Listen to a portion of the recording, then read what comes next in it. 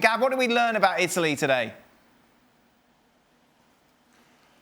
Well, look, I mean, they were already there. They got the win under their belts. I think it was important that they make a lot of changes and really try to rest the players that they need to rest, try alternate solutions, get Verratti in there.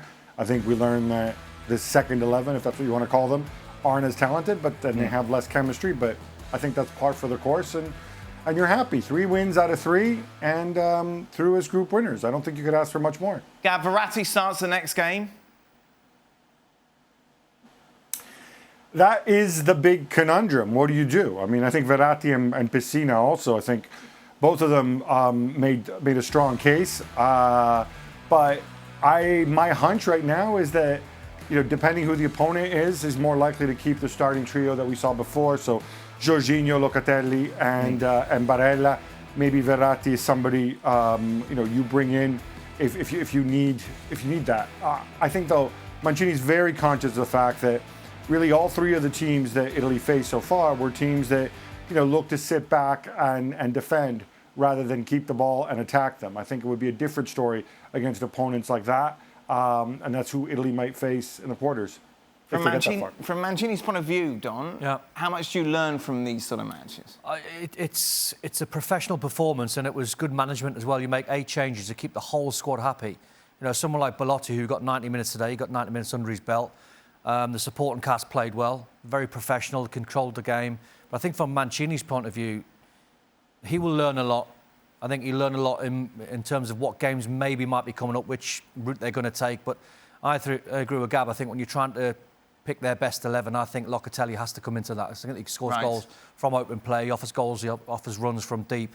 He's got great legs, he can go box to box. But it's a talented squad that if you're Mancini now, with 8 changes and another win under your belt, you've got some serious options. And it's nice to have that momentum and those options, Stevie, obviously. Yeah, absolutely. I think from Mancini's point of view, he'll be pleased that although he made 8 changes, this team played and certainly tried to play exactly the same as the previous 2 games. Nedum, I'm intrigued to know how much you're supporting. I was wondering why you were coming to me last. But because obviously Mancini ostracised you at Manchester City when he came in. So are you just willing him to fail? Anyone who Italy plays? No, not necessarily, but I can see why he's successful. So I think firstly the fact that he made 8 changes kind of shows that he trusts those players, because I wouldn't really fancy him to make that many. Right. But that trust comes from what Steve was alluding to. Tactically, he makes sure every player knows exactly what they have to do. So he can change the bodies around, but his style of play is set in stone. This is how we do things. And as a player, you have to listen to that because there's no other option. Right. So, as I say, to see the changes and see the way that they play, there's no surprise. And obviously, there is that extra bit of talent or individual magic that could exist within the starting 11. But like I say, a Mancini team plays in a certain style. It doesn't matter who's in there. You can expect it. And credit to them because it's clearly working. I think they're on I think it's 30 games now they've gone unbeaten, which is the record for the nation. So clearly something's working. But do you want him to lose? Right. Do I want him to lose? Yeah. No, because that means I'm attacking Italy. All I want to know, I want everybody to know, it's not attacking about me. It's not about me. Credit to Italy, and I understand why they're doing well, because tactically he's very, very good. Oh, no. Oh, God. How did that feel? One more time, Dan. Ask me one more time. I know. Go on. You want him to lose. Revenge, sweet revenge. If he's to win, I'd like it to be a bit harder. Let's say that. Gab, how excited are the Italian fans starting to get with what they're seeing? How is the hype?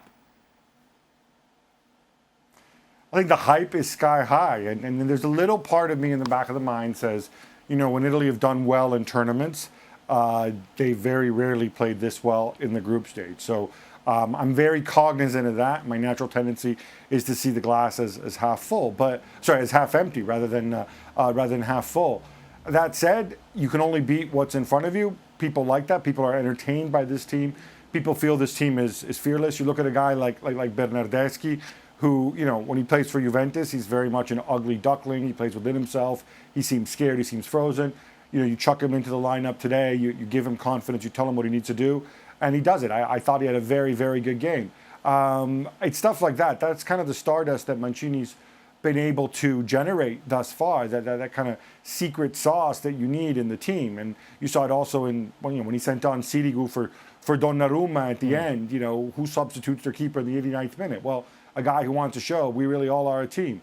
That said, as I mentioned before, Italy have played a bunch of teams that had a very clear game plan to not concede. Even Wales today lining up, without Kiefer Moore, without a striker.